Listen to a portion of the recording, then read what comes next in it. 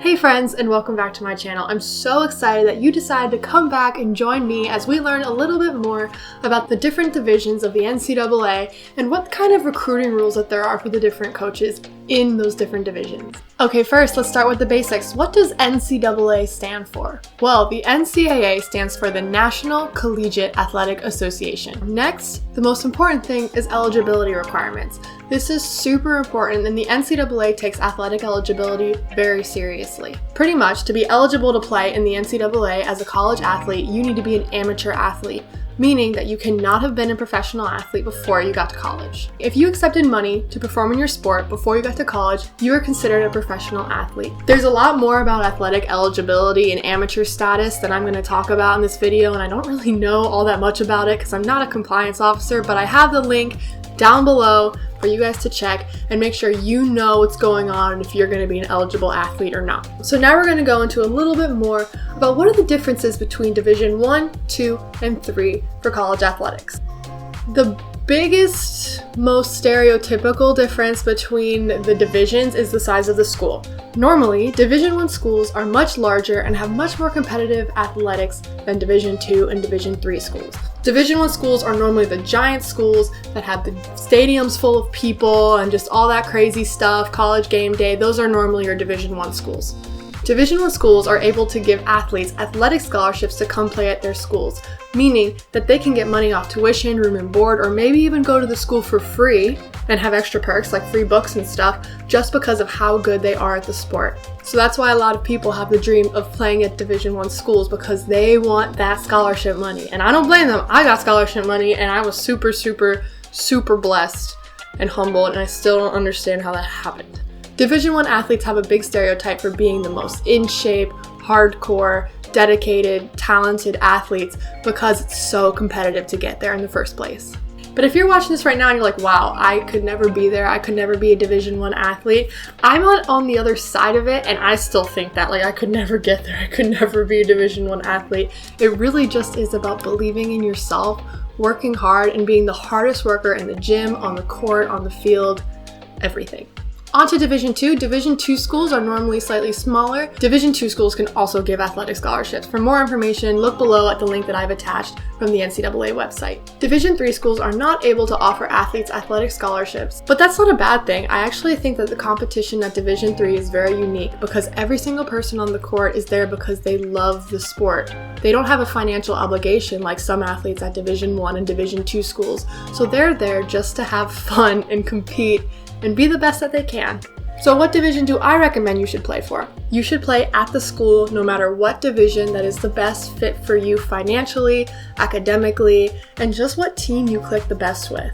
Okay, on to the recruiting rules. Just like the different schools and the different divisions are different sizes, and they have different regulations on if they can give student athletes money or not, there are different rules that these coaches at these schools have to follow when they're recruiting high school students to come be a part of their team when they come to college. Okay, keep in mind that these rules are generated around when the college coaches can start talking to you, the athlete.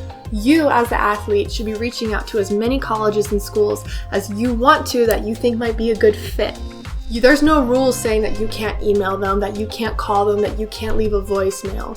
You can reach out as much as you want. Be annoying, but not too annoying, because then they won't want you on their team. Now keep in mind, I am just a person, so I may be getting some of these wrong, but I've linked down below the NCAA recruiting calendar website so you can fact check me and make sure that you're doing the right thing, that the coaches are following the rules, so that you know what's going on. Division 3 coaches have the least restrictions on them to contact athletes. Any digital contact is pretty much a go-ahead. Now moving on to Division 1 and Division 2, where the rules for coaches are a bit more strict. When I was going through my recruiting process, I was able to call a coach up my freshman year and just have a full-on conversation with them. But the NCAA changed the rules a little bit, where you used to be able to call them up at any age and have a full-on conversation with them about whatever recruiting process, blah, blah, blah, blah. Now you have to wait until after June 15th of your sophomore year to have this conversation. I know this rule's changed and I may be saying it wrong, so I would check the interpretations below from the NCSA and the NCAA.